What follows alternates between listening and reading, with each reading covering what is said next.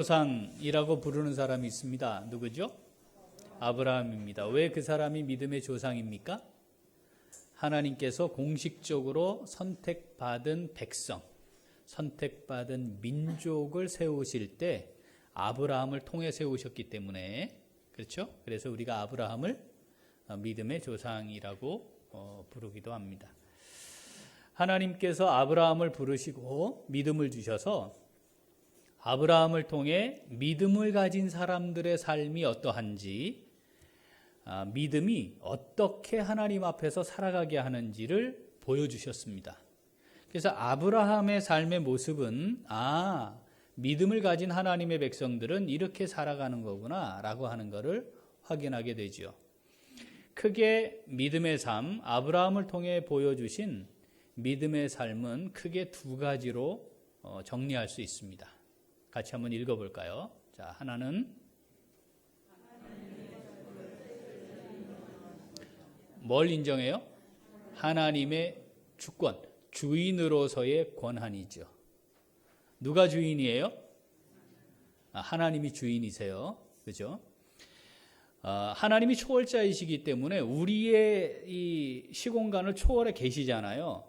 그래도 우리에게 뭘 말씀하실 때 믿음으로 산다는 걸 말씀하실 때는 우리 수준에 좀 맞춰주시면 좋은데, 아브라함을 통해 하나님이 보여주시는 믿음으로 살아가는 삶은 이 차원을 넘습니다. 우리의 차원을. 그리고 상식, 우리가 가지고 있는 공통적으로 인정하는 수준을, 이건 상식을 좀 벗어나는데, 이런 정도면 그래도 괜찮은데 상상을 벗어납니다. 자, 아브라함을 하나님 부르실 때 어떻게 했죠? 가라. 어디로 가요? 일단 다 정리해라. 가라. 아브라함이 내비가 있었나요, 그 당시에? 없었어요. 어디로 가는지도 모르고요. 하나님이 그냥 가라 하니까 갔대요. 출발했대요. 하나님이 명령하시고 아브라함은 그걸 순종한 거죠. 죽을 바와 다를 것 없는 사람이었습니다. 죽은 사람이었어요. 말하자면 생물학적으로 아이를 가지는 게 불가능해요. 아브라함이 그렇고 사라도 그랬죠. 예를 들어 의지만 있으면 되는 게 아니잖아요. 그죠? 노력하고 애쓴다고 되는 게 아니잖아요. 그러니까 아이를 갖는 거는 불가능한, 죽은 자와 다를 것이 없는 상태에 있었다. 그게 아브라함과 사라의 판단이었단 말이죠. 그런데 아들 죽게 하셨어요. 자, 그러면 아들 죽게, 하나님 주세요, 제가 키울게요, 그러는 게 아니잖아요. 아이를 갖기 위해 죽은 자와 다를 바 없는 이 노인들이 시도해야 된다는 거예요. 이건 황당한 겁니다. 그런데 시도했고 아들을 얻었습니다. 자, 그러면 천신만고 끝에 이 아들을 얻었어요. 그런데 하나님이 그 아들 와서 죽여, 나한테 바쳐. 아니, 이럴 수 있습니까? 이럴 수 없잖아요. 그런데 하나님이 죽여서 바치래요. 약속은 엄청나게 해놓고 그렇잖아요. 그런데 아브라함이 어떻게? 그 이삭을 죽입니다.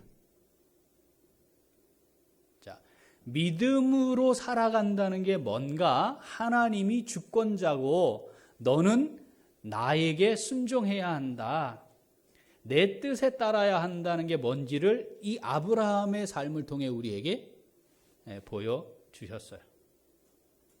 자, 또 하나, 믿음으로 산다는 게 뭔가, 두 번째는 같이 읽죠? 참된 소망 가운데 살아가는 것입니다. 이 믿음이 있다라고 하는 것은 하나님께서 약속을 따라 가는 거잖아요. 가라, 거기에 너를 위한 내가 땅을 준비해 놓았다. 어딘데요? 그건 네 문제가 아니야. 내가 준비했으니까 너는 가. 그래서 왔어요. 그러면 있는 거 다 내려놓고 하나님이 약속한 데 왔으니까 이거는 아브라함 거죠? 아브라함 입장에서 내 거잖아요. 그리고 여기 살아야 되잖아요. 거기다가 하나님 약속은 뭐예요? 내 후손이 하늘의 별처럼 바다의 모래처럼 될 것이다 그랬으니까 땅이 조그마면 안 돼요. 그렇잖아요. 아주 넓은 땅이어야 하고 당시에는 물이 있어야 되니까 우물도 뭐 우리가 지금 뭐 측량해서 팝니까? 그 당시에 그냥 파는 거잖아요. 물도 있어야 되고 곡식도 있어야 되고 농사도 해야 되고 뭐 이런 여러 가지가 있어야 되는 거죠. 그러나 하나님이 약속을 했으니까 이제 이 땅에 왔고 버리고 왔고 약속했으니까 여기에 이제 다 터를 잡고 땅도 개간하고 집도 짓고 성도 짓고 뭐 이래야 되잖아요. 그런데 믿음은 아브라함으로 하여금 그 땅에 나그네처럼 살게 했대요. 그래서 집을 안 짓고 성을 안 짓고 텐트 치고 살았다는 거예요. 너 왜 그래 그럼? 넌 왜 그러냐? 아니 하나님이 약속한 대로 왔으니까 여기서 이제 터를 잡아야지. 그런데 왜 이렇게 사니? 왜냐하면 나는 이 땅에 살고 있지만 이 땅에 살 사람이 아니야. 내가 기대하고 바라는 것은 이 땅에 있는 게 아니야. 넌 뭘 바라는데? 하나님께서 나를 위해 예비해 놓으신 영원한 것, 그것을 나는 기대하고 바라며 살고 있어. 이걸 아브라함을 통해 보여주신 거죠. 참된 소망이 어디에 있느냐? 엄청난 것들을 가졌어요. 아브라함이 나라하고 전쟁을 할 만한 군대까지 보유했다니까요. 그러니까 어마어마한 거부입니다. 그가 손으로 하는 일에 하나님이 범사에 형통케 하셨다 그랬거든요. 복을 주셨다 그랬거든요. 어마어마한 거부예요. 그런데 그가 어디에 살았다고요? 텐트에 살았다. 천막 치고 살았단 말이죠. 왜냐하면 언제든지 떠날 준비하고 있었다는 거죠. 하나님은 아브라함을 부르시고 이 아브라함의 삶을 통해 내가 아브라함에게 믿음을 주었고 아브라함이 믿음을 따라 사는데 믿음으로 사는 삶이 이런 거란다라고 보여주셨다는 거예요. 히브리서 11장은 이걸 아주 잘 정리해 놓았습니다. 8절부터 10절 읽어보겠습니다. 믿음으로 아브라함은 부르심을 받았을 때에 순종하여 장래의 유업으로 받을 땅에 나아갈 새 갈 바를 알지 못하고 나아갔으며 믿음으로 그가 이방의 땅에 있는 것 같이 약속의 땅에 거류하여 동일한 약속을 유업으로 함께 받은 이삭 및 야곱과 더불어 장막에 거하였으니 이는 그가 하나님이 계획하시고 지으실 터가 있는 성을 바랐습니다. 아멘. 여러분, 이스라엘 백성들에게 이 믿음의 조상인 아브라함을 통해 같은 믿음을 주셨습니다. 하나님이 주신 믿음이 같지 않겠어요? 우리에게도 같은 믿음 주신 줄 믿습니다. 예루살렘 교회는 바로 그 아브라함의 후손들이고 이스라엘 백성들입니다. 하나님이 같은 믿음을 주셨습니다. 지금 예루살렘 교회 인원이 얼마나 되나요? 최소 10,000명 이상이죠? 확인된 것만 해도. 그렇죠? 처음에 시작했던 사람들은 몇 명이었나요? 120명이라고 성경이 기록하잖아요. 120명 정도가 모여서 하나님 약속을 기다리며 기도했고 오순절에 성령이 임했잖아요. 그 120명으로 시작된 지금 예루살렘 교회가 10,000명 이상으로 폭발적으로 늘었습니다. 그러면 이 안에는 다양한 차이들이 있지 않겠습니까? 다양한 모임들도 있었을 겁니다. 그렇죠? 지연에 따라. 그죠? 학연도 있었을 것이고 혈연도 있었을 것이고 사회적인 신분도 있을 것이고 뭐 이런 것들에 의해 뭐 다양한 그룹들이 있지 않았겠어요? 히브리파 유대인, 헬라파 유대인, 우리가 알고 있는 것처럼 같은 유대인에도 구분이 있었으니까 아마 다양했을 거예요. 자, 그런데 오늘 우리가 읽은 본문에는 이 예루살렘 교회의 성도들이 믿음 위에 세워졌을 때 어떤 모습을 가지게 되는지, 같은 믿음을 가졌을 때 어떤 모습을 가지게 되는지를 말씀하고 있습니다. 자, 사도행전 4장 32절 읽어봅니다. 믿는 무리가 한 마음과 한 뜻이 되어 모든 물건을 서로 통용하고 자기 재물을 조금이라도 자기 것이라 하는 이가 하나도 없더라. 한 마음과 한 뜻이 되었대요. 가능했을까요? 그런 차이. 여러분, 그 차이가 우리의 차이와 다르잖아요. 그때는 노예들도 있었단 말이죠. 개만도 못한 놈들도 있었단 말이죠. 그러니까 이게 한 마음과 한 뜻이 된다는 것 참 쉽지 않은 일이었을 겁니다. 그런데 한 마음과 한 뜻이 되었대요. 왜? 같은 믿음을 가졌기 때문에. 한 마음과 한 뜻이 된 사람들이 보여주는 모습이 어떠한지 아주 극단적인 모습이 나오는 겁니다. 뭐예요? 물건을 서로 통용. 제가 여러 차례 기억나시죠? 이거 제 게 아니고 하나님이 잠시 제게 준 거예요. 이거 하나님 거예요. 당신이 지금 더 필요하네. 이거 당신 주세요. 제 걸 주는 게 아닙니다. 이거 하나님 겁니다. 이게 통용. 심지어 내가 가지고 있는 재물, 이거 내 거 아니에요. 하나님 거예요. 주권이 누구에게 있다? 하나님께 있다는 모습을 그대로 보여줍니다. 소유권 누구에게 있어요? 내게 있지 않아요. 누구 거예요? 하나님 거예요. 내 생명 주인 누구예요? 자, 우리의 생명의 주인이 하나님이신 줄 믿습니다. 내 돈의 주인이 하나님이신 줄 믿습니다. 비슷했어. 야, 두 번이 비슷했어요. 생명의 주인이 하나님이신 거는 고백이 되는데 내 돈의 주인이 하나님이신 고백이 잘 안 되는 거죠. 근데 이 사람도 어떻게 했다는 거예요? 믿음이 아브라함이 그랬던 것처럼 믿음이 그렇게 고백하게 했다는 거죠. 전적으로 하나님의 것입니다. 자, 34절 35절 읽습니다. 그 중에 가난한 사람이 없으니 이는 밭과 집 있는 자는 팔아 그 판 것의 값을 가져다가 사도들의 발 앞에 두매 그들이 각 사람의 필요를 따라 나눠줌이라. 중심에 뭐가 있는 거예요? 각 사람의 필요를 따라요. 하나님께 우리가 요구할 때도 어떻게? 하나님 필요합니다. 지요. 그래서 뭘 구하도록 기도하라 하셨죠? 일용할 양식을 주시옵고. 여러분, 이 모습이 가능하겠습니까? 공산주의 이론이 여기서 나왔다 그랬죠? 칼 막스가 성경을 읽고 이 부분에서 땄어요. 그래서 모든 사람이 똑같이 균등하게 살아가는 것. 균등배분, 이게 여기서 나온 거란 말이죠. 가능할까요? 자, 우리 교회가 그러면 한번 해볼까요? 덜컹 하시죠, 지금. 어떻게 해서 마련한 집인데. 뭐 이런 거. 그럼 이 사람들은 어떻게 이게 가능했냐? 자, 33절 읽어봅니다. 사도들이 큰 권능으로 주 예수의 부활을 증언하니 무리가 큰 은혜를 받아서 이렇게 됐다는 거예요. 예수 그리스도의 부활에 대한 확신이 있었어요. 예수님의 부활에 대한 확신이 있었다는 말과 내가 부활할 것에 대한 확신이 있다는 말이 같은 말이잖아요. 여러분, 우리 확실히 부활할 거죠? 죽음은 끝나나요? 아니죠? 죽음은 끝나요. 그걸 생각하는 사람인데 여기 와 있으면 참 안타까운 겁니다. 차라리 놀지, 이 시간에. 그죠? 제일 불쌍한 사람이, 불행한 사람, 불쌍한 사람이 누구라고 그랬죠? 교회 열심히 다니고 지옥 가는 사람. 우리 부활할 거예요. 이 예루살렘 공동체 성도들이 그걸 확신했어요. 그 은혜 가운데 거하는 삶을 살았어요. 부활할 것이다.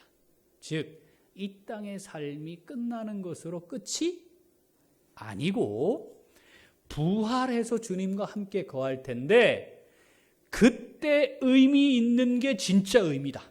그때 가치 있는 게 진짜 가치 있는 것이다. 이거에 대한 분명한 확신이 있었다는 겁니다. 그리고 한 가지 더 있었어요. 이들에게 뭐가 있었냐면 주님이 살아계실 때 여러 차례 말씀하셨거든요. 여기 있는 사람들 중에 인자가 다시 오는 것을 볼 사람들이 있다.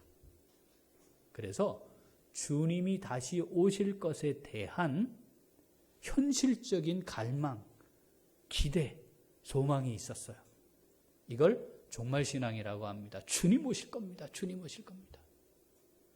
그래서 그들이 가지고 있는 그 믿음은 이렇게 은혜 가운데 부활의 소망 가운데 거하고 있는 것을 표현한 겁니다. 그게 뭐라고요? 물건을 서로 통용하고 다 주님의 것임을 고백하고 필요하다면 내 것을 팔아서 가난한 자들에게 나누어 주어서 결핍이 되지 않도록 하는 그런 삶을 살았다는 겁니다. 사랑하는 우리 귀한 식구들, 우리 같은 믿음 받은 줄 믿습니다.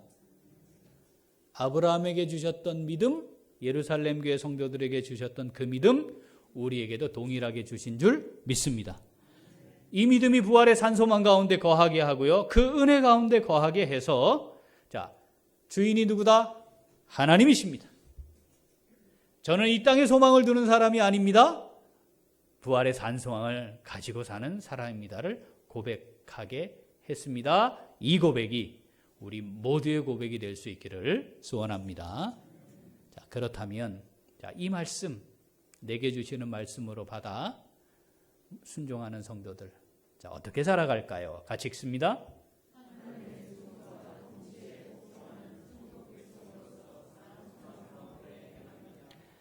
한 번 더, 잠이 벌쩍 달아나도록 한 번 더 시작.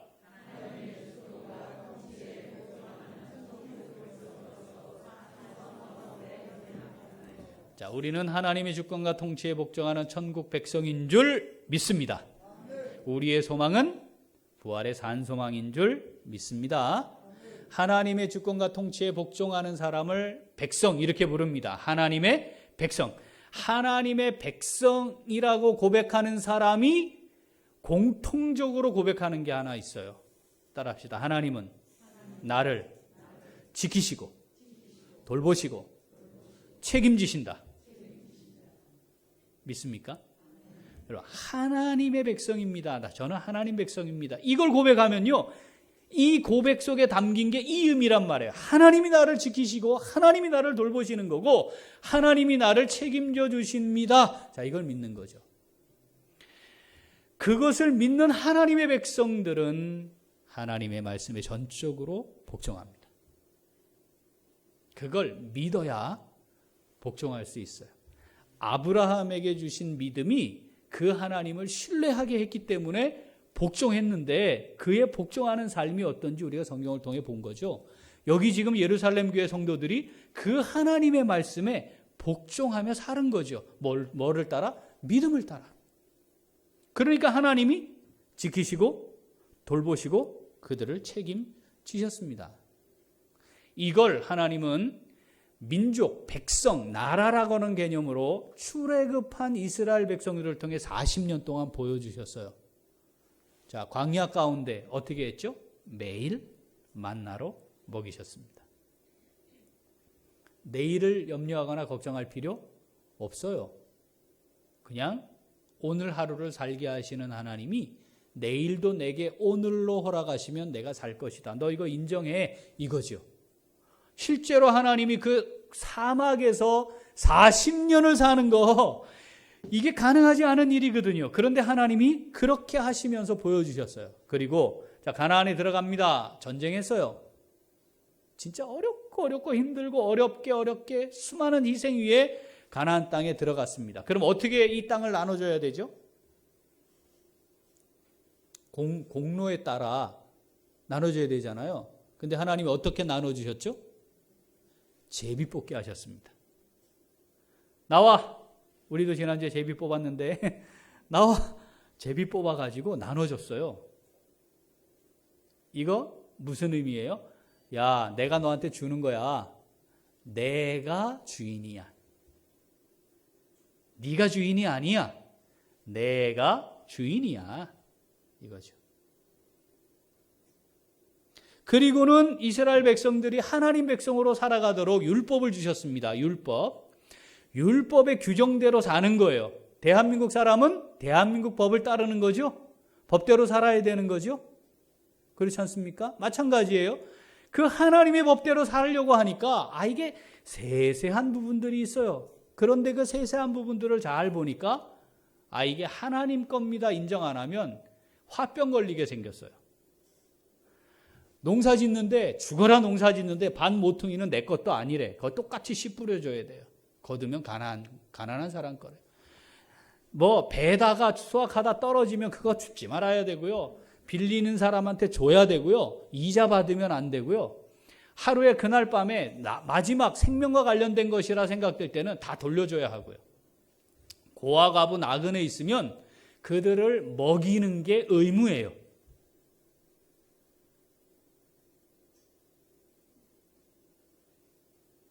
가능할까요, 이거? 지금 우리 하자 하면? 거기다가요, 제도도 만들었어요. 어떻게 만들었죠? 고엘법이라 해가지고 친척들이 재산을 잃어버리면 또는 가난해지면 촌수 가까운 사람부터 그 사람의 빚도 갚아줘야 되고 생활을 책임져줘야 돼. 그러니까 연락하고 살면 안 돼요. 뭐 그때는 핸드폰 없으니까 연락하려면 어렵게 막 이상한 데 가면 이사 가면 돼. 이거 화병 날 일 아니겠어요? 거기다가 안식년 되면요, 빚을 다 탕감해 준대. 악한 놈들이 있었어요. 그 당시에. 어떤 놈들이죠? 안 갚을 마음으로 빌리는 놈들이 있었잖아요. 근데 그거 뻔히 알아. 그래서 안 빌려주면 하나님 누구에게 묻겠다? 빌리는 악한 놈에게 묻겠다? 안 빌려주는 놈에게 책임 묻겠다? 안 빌려주는 놈에게 책임 묻겠다. 이거 화병 날 일이지. 50년이 되면 원래대로 다시 다 돌아가요. 나는 열심히 일해서 땅 팠고 농사 짓고 수고하고 애쓰고 저축해서 이렇게 좀 만들었는데 저 보니까 맨날 배짱이처럼 놀기만 하고 뭐 노름하고 도박하고 뭐 기생하고 놀고 막 난리야 난리. 그러고 맨날 꾸어 살아. 그런데 나중에 보니까 다시 원상태로 다 돌아간다. 이 화병 날 일이죠. 이렇게 살라는 거예요. 왜? 하나님 거니까. 누구 거라고요? 봐, 13분밖에 안 된다니까. 우리 그것도 소리도 겨우 하는 거지. 겨우. 와, 이거 하나님 거라고 자꾸는 곤란한데. 뭐 이런 마음인 거죠. 예루살렘 교회 성도들에게는 이 하나님의 말씀이 있었습니다. 그렇게 사느냐 안 사느냐는 그 다음 문제예요. 그런데 적어도 하나님께서 그렇게 내게 요구하신다는 건 알고 있었다 이 말이죠. 거기에 성령이 임했고 그들이 믿음을 갖게 됐어요. 그랬더니 하나님의 주권과 그 통치에 전적으로 복종하게 되었는데 그 모습이 뭐라고요? 오늘 본문에 나타나 있는 모습이에요. 그런데 이런 폭발적인 성장 이전, 처음 성령이 임하고 한 번 성장을 경험했을 때 우리가 이미 2장에서도 그랬다고 성경을 우리가 함께 살폈습니다. 2장 44절 45절 읽어보죠. 믿는 사람이 다 함께 있어 모든 물건을 서로 통용하고 또 재산과 소유를 팔아 각 사람의 필요를 따라 나눠주며 그 이후에 또 엄청난 폭발적인 성장이 있었지만 교회의 모습, 예루살렘 교회의 모습은 다르지 않았다. 왜 다르지 않았을까요? 따라합시다. 믿음이 같은 것이었다. 같은 믿음이에요. 에베소서 말씀 아침 묵상 잘하고 계시죠? 기억나십니까? 교회가 하나래요. 하나. 그렇죠? 우리가 다 한 몸을 이룬 하나래요. 그거 잘 지켜야 된대요. 평안에 매는 줄을 가지고 힘써 지켜가야 한대요. 왜냐? 이게 어떻게 가능하냐? 근본적으로 우리가 같은 게 있다는 거죠. 하나인 게. 몸이 하나고 예수 그리스도의 몸, 교회. 몸이 하나고 성령이 하나고 소망이 하나고 주가 하나고 믿음이 하나고 세례도 하나고 같은 아버지 하나님도 한 분이시기 때문에 우리가 하나님의 자녀로 같은 믿음을 가지고 한 주님을 섬기고 모이면 이게 하나 되는 것이 정상이다. 그런데 이걸 지키는 게 그냥 되는 게 아니고 힘써야 하는 것이다. 우리가 말씀 묵상했잖아요. 예루살렘 교회의 성도들이 그랬단 말이죠. 초기에 120명에서 한번 부흥해서 성장했던 모습이나 그 이후에 더 성장한 모습이나 한 하나님, 한 주님, 한 믿음으로 이 모습이 그대로 유지되고 있었다 하는 겁니다. 사랑하는 우리 귀한 식구들, 같은 믿음 우리에게 주신 줄 믿습니다. 28분.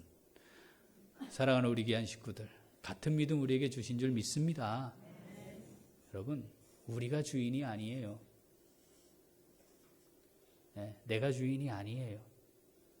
제가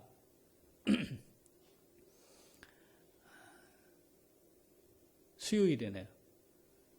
욕실에 들어가다가 밑에 이 욕실 슬리퍼가 아니고 바닥을 딱 이렇게 들어간 거예요. 근데 물기가 있어서 넘어졌습니다.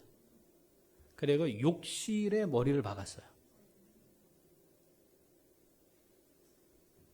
이야, 얼마나 감사한지, 내가 아직도 할 일이 좀 남긴 남았구나. 왜냐하면 제가 전도사로 있을 때 그 교회 장로님이 똑같은 상황으로 돌아가셨거든요. 순간입니다. 아니 이게 진짜, 이게 정말 순간이라니까요. 내 생명의 주인 하나님이신 줄 믿습니다. 하나님이 내 인생의 주권자이심을 믿음으로 고백하는 것, 자, 그게 우리의 삶엔 어떻게 표현되나요? 하나님 지금 예루살렘 교회를 통해 이렇게 우리에게 말씀하시는 거죠. 너의 삶의 자리, 현실 속에 너는 어떻게 고백되고 있니? 너희 교회는 어떻게 고백하고 있느냐? 고 말씀하시는 거죠. 내 거죠? 내 거잖아요. 내가 하고 싶은 대로 해야지. 뭔 소리를 하고 있어 지금. 내가 하고 싶은 대로 하는 거지. 지난 주간에 이 말씀 묵상하면서 준비하는데 수요일 날 카톡을 하나 받았습니다. 우리 교회 성도님 아닌데 내용은 이거예요. 목사님, 우리 교회 어떤 권사님이 현재 고등학교 교사인데 좀 어렵습니다. 그런데 제게 한 2달만 돈을 빌려달라 합니다. 어떻게 해야 될까요? 보증 서지 말아라. 이거는 분명한데 제가 지금 있는 교회에서는 이 부분에 대해 정확하게 가르침을 받지 못해서 갈등이 좀 됩니다. 왜 갈등될까요? 빌려줬다가 못 받을 수 있다는 생각 때문이잖아요. 그래서 제가 성경적 원칙을 알려드립니다. 꾸어주세요. 하나님께 꾸어드리는 것이라고 성경이 기록하고 있습니다. 꾸어주세요. 그런데 마음에 돌려받지 못해도 되겠다 하는 마음대로 하셔야 합니다. 그 수준만큼 결정해서 하시면 됩니다. 그리고 지금 내가 밖에 나와 있어서 그와 관련된 성경 말씀을 내가 보낼 테니까 그것도 참고하고 기도하세요. 그랬더니 목사님 아니 됐어요. 큰 원칙이 딱 어떤지 제가 깨달았습니다. 감사합니다 목사님. 이게 그 카톡의 내용입니다. 우리가 현실 속에서 지금 예루살렘 교회 이 성도들은 그런 것도 없어요. 딱 보고 알아서 다 팔아가지고 나눠줘 버렸으니까. 그죠? 우리가 이 세상을 살아가는 동안에 그런 사람들을 많이 만날 수 있습니다. 그럴 때 어떻게 하자고요? 돌려받지 않아도 되겠다 하는 만큼 믿음으로 하시면 돼요. 그게 그 마음이 안 되면 기도하시면 됩니다. 어떻게 해야 할지 하나님께 구하시면 돼요. 누구에게 꿔주는 거라고요? 그 사람에게 하는 게 아니에요. 하나님께요. 자, 영상 하나 보겠습니다.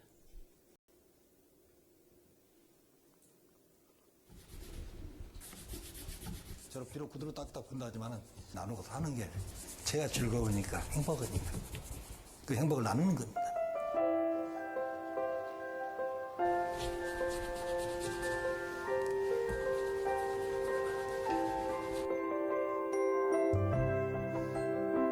코로나가 오다 보니까 모든 사람들이 힘든 상황을 제가 옆에서 더 봐왔어요.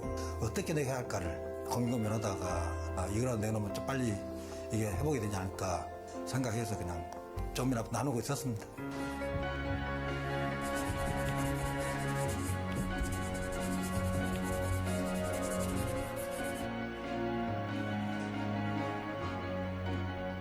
비록 얼마 안 되지만 남한테 큰 힘이 되겠다, 용기를 주겠다는 그런 희망을 가질 수 있을 것 같아요. 근데 그분들한테 희망을 전해주고 싶어요. 지금 모두 다 힘든 상황이잖아요. 서로 같이 뭉쳐서 우리 힘내자고, 우리 희망을 가지자고 격려의 말씀 많이 부탁드립니다.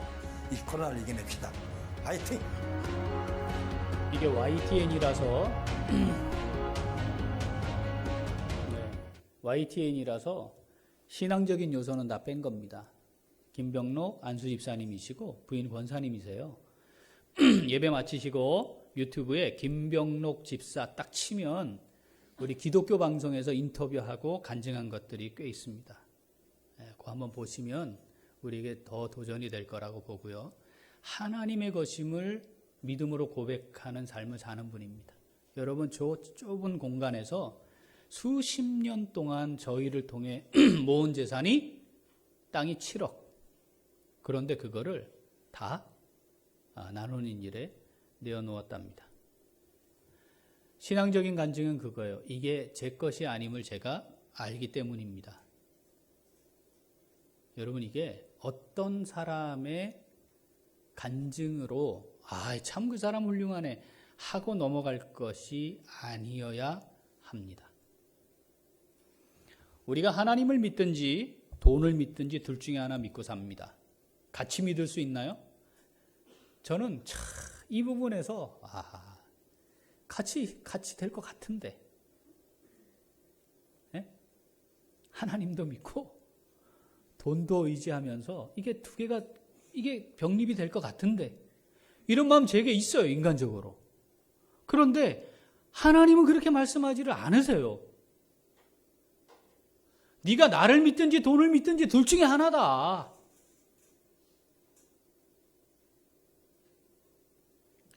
우리가 정말 뭘 믿고 살고 있는 건지, 이게 돈만큼 갑질할 수 있어요.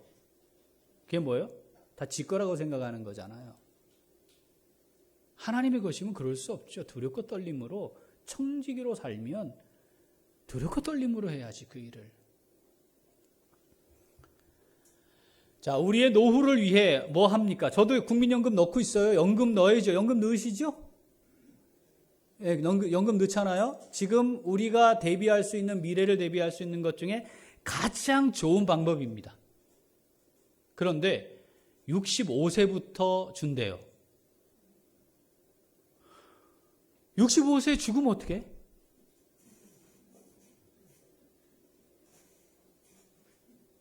(2045년부터는) 이게 고갈된대요. 이제 기금이. 들어보셨죠? 이거 개혁해야 된다 얘기하거든요. 어라, 이거 불입한 거보다 처음 하고 얘기가 달라지겠네? 그래도 어떻게? 넣어야 돼요. 이거보다 좋은 게 없어요. 불안하잖아요. 불확실하잖아요. 내가 탄다는 보장도 되어 있지 않아요. C컵 부어놓고요. 64세 마지막 달 마지막 날에 하나님 불러가시면 65세 혜택 못 보고 그냥 나는 평생 붙기만 하고 혜택 못 보고 끊치지 뭐. 그래도 붙잖아요. 불확실해도 붙잖아요. 제가 오늘 천기를 누설하도록 하겠습니다. 불안하지 않은 연금이 있습니다. 그리고 이 땅에서 연금 받아봐야 100살 살아봐야 35년 받는데 이건 영원히 나옵니다. 사라지지 않습니다. 불안하지 않습니다. 고갈될 일도 없습니다. 그럼 어떻게 해야 되겠어요? 여기에 넣어야지. 여기에 넣어야죠. 어디에 넣겠어요, 이 둘 중에? 여기에 넣어야지. 문제는 이게 믿어지느냐거든요. 이게 믿어지느냐. 하나님이 원하시는 것, 돈, 둘을 놓고 이거 하나님이 원하시는 일이다. 그러면 하는 거예요.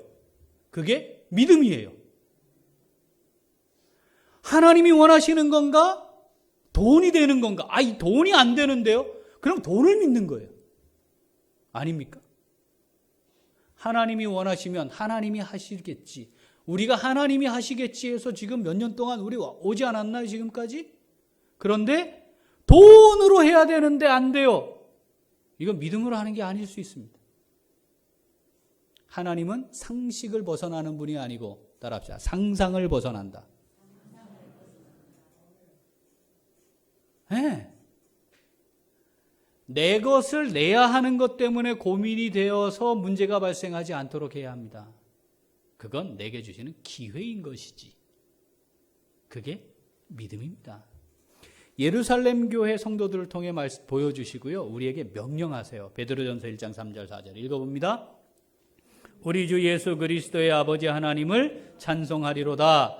그 많으신 긍휼대로 예수 그리스도를 죽은 자 가운데서 부활하게 하심으로 말미암아 우리를 거듭나게 하사 산소망이 있게 하시며, 여러분이 산소망이 우리의 소망이 되기를 소원합니다.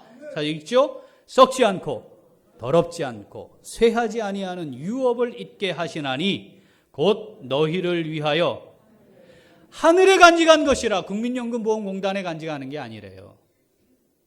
보험회사나 은행에 간직하는 게 아니래요. 토지대장에 있는 게 아니래요. 마태복음 6장 19절 20절 읽어봅니다. 너희를 위하여 보물을 땅에 쌓아두지 말라. 거기는 좀과 동록이 해하며 도둑이 구멍을 뚫고 도둑질 하느니라. 오직 너희를 위하여 보물을 하늘에 쌓아두라. 거기는 좀이나 동록이 해하지 못하며 도둑이 구멍을 뚫지도 못하고 도둑질도 못하느니라. 아멘. 하나님께 드리는, 천국에 쌓는 것은요 상대적이에요. 부자가 드리는 1억보다 과부의 두랩돈, 동전 두립이 훨씬 더 하나님 앞에는 큰 것이 됩니다. 여러분, 우리의 마음은 어떻습니까? 저는 이 말씀을 믿습니다. 그래서 우리 교회 헌금 1등이에요, 제가. 저는 이 말씀을 믿어요. 저는 정말 믿습니다. 그리고 천국에 가셔서 저희 집에 놀러 오세요. 예, 제가 이 땅에서는 아직 제 이름의 집도 없는 사람이지만, 없을 거지만 앞으로도, 그런데 천국에 제 집이 상당할 겁니다. 하나님 다 아시니까. 그리고 제가 천국에서 쓸 모자는요 꼬질하지 않아요. 제게 면류관 주실 겁니다. 저는 그거 믿습니다. 사랑하는 우리 식구들, 하나님이 우리의 같은 믿음 주셨어요. 우리의 소망이 어디에 있습니까? 하나님이 주인이심을 믿음으로 고백합시다. 하나님 주인입니다. 그리고 우리의 소망은 썩지 않고 더럽지 않고 쇠하지 아니하는 영원한 기업이 있는 바로 그곳, 아브라함이 바라보았던 바로 그곳, 예루살렘 교회 성도들이 바라보았던 바로 그곳, 그것이 우리의 소망이 되어서 이 땅을 살아가는 동안 주권자 하나님께 믿음으로 행하는 사람을 하나님이 어떻게 세우시는지, 어떻게 부어주시는지, 그것을 통해 이 세상을 어떻게 세상의 하나님 되심을 선포하며 살게 하는지, 우리 그렇게 살다가 주님 앞에 설 수 있는 우리 모두가 될 수 있기를 간절히 소원합니다. 아멘. 기도하겠습니다.